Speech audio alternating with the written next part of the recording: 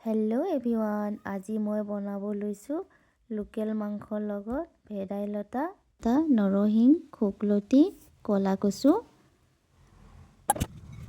আৰু ইফালে কেইটামান লৈছোঁ জালুক, আদা, তেজপাত, পিঁয়াজ, অলপ গোটা মছলা।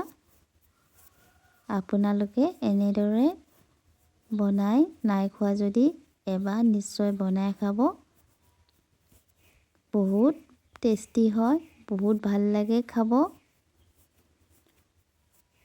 আৰু পাতখিনি মিক্সিত পিহি ল'ব।